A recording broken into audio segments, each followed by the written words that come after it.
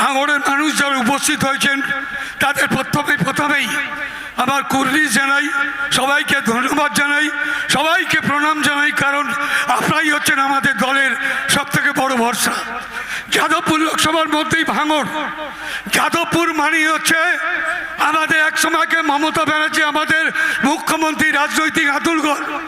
যদি যাদবপুর থেকে মানুষ সেদিন ভোট দিয়ে মমতাকে লোকসভায় না পাঠাতো, তাহলে আজকের মমতা তৃতীয়বারের মুখ্যমন্ত্রী এর দেখার সৌভাগ্য আমাদের হতো না।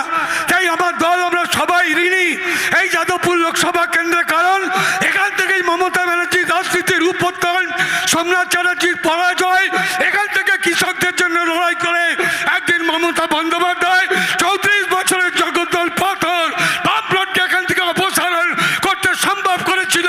কারণ আপনারাই হচ্ছেন আশা, আপনারাই হচ্ছে ভরসা, আপনাদের নির্ভর করে এই দল, এই সরকার আমরা টিকে আছি। মাটি মানুষের সরকার। হাতি চালে মমতা ব্যানার্জি কৃষকদের লড়াইকে শুরু করেছিলেন। তিনি একদিন এক হাঁটু কাদায় দাঁড়িয়ে মমতা সেদিন বলেছিল, আপনাকে সামনে রেখে আমার বুকের উপর দিয়ে যদি বুলডোজার চালানো হয়, চালাক এই বামফ্রন্ট সরকার, কিন্তু কোনো অবস্থায় কৃষকের 1 ইঞ্চি জমি, আমার যতক্ষণ শক্তির শরীরে রক্ত আছে, আমি কৃষকের জমি নিতে দেব না। আপনারা সমর্থন করেছিলেন, আপনারা সবাই মিলে হাত তুলে সেদিনকে মমতাকে বলেছিলেন, আমরাই আপনার ভরসা, আমরাই আপনার আস্থা, আপনি লড়াই শুরু করুন, এই লড়াই জিতবো জিতবো জিতবো। বামফ্রন্টের পতন হয়েছিল, তৃণমূলের সরকার হয়েছিল। আপনার কুর্নিশ জানাই, আপনার ধন্যবাদ জানাই এই ভাঙড়ের মানুষকে। আজকে নতুন করে একটা লড়াই শুরু। সারা দেশে গণতন্ত্র বিপন্ন, সমস্ত সরকারি প্রতিষ্ঠান আজকে বিক্রি করছে মোদী সরকার। ধর্মে ধর্মে সংঘাত দিয়ে হিন্দু মুসলমানের দাঙ্গা তৈরির একটা পরিস্থিতি তৈরি করছে। যাদবপুর আমাদের শিরোনামে, আমাদের সাইনি, আমাদের প্রার্থী, আমাদের জেতাতে হবে, কারণ এই বৃহত্তর সংগ্রাম খেলা শুরু হয়ে গেছে। 1 তারিখে খেলা, এই খেলা বাঁচার লড়াই, অস্তিত্ব লড়াই, গণতন্ত্র রক্ষার লড়াই, স্বাধীনতার লড়াই, সংবিধান রক্ষার লড়াই। এই লড়াই জিততে হবে দেশের জন্য। ব্যক্তির থেকে দেশ বড়, দল বড়, দলের থেকে দেশ বড়। দেশ বাঁচানোর স্বপ্ন আমাদের চোখে মুখে। যতই করুক নিন্দা, যতই করুক গুচ্ছা, কিন্তু ভাঙড় আমাদের ভরসা, ভাঙড় আমাদের ভরসা, ভাঙড় আমাদের ভরসা।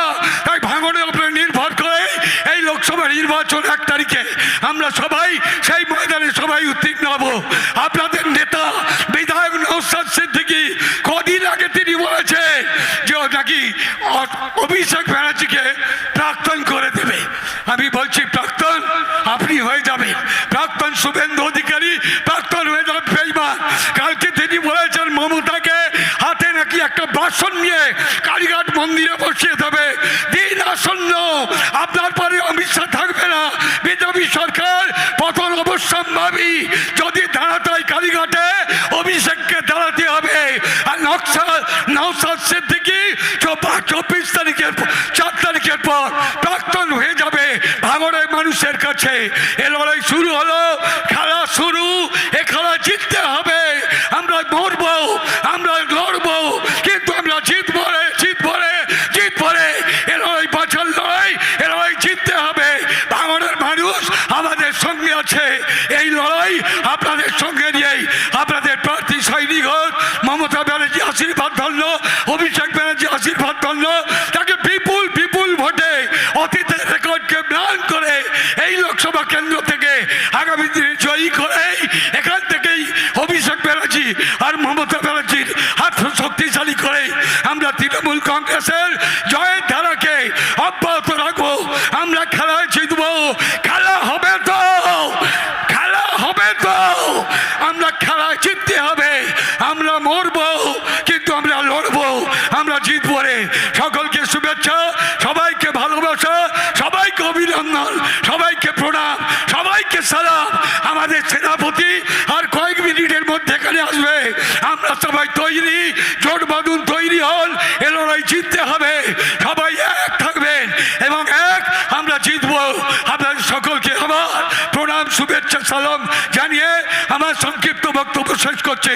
জয় হিন্দ, জয় বাংলা, জয় বাংলা। মমতা ব্যানার্জি, অভিষেক ব্যানার্জি।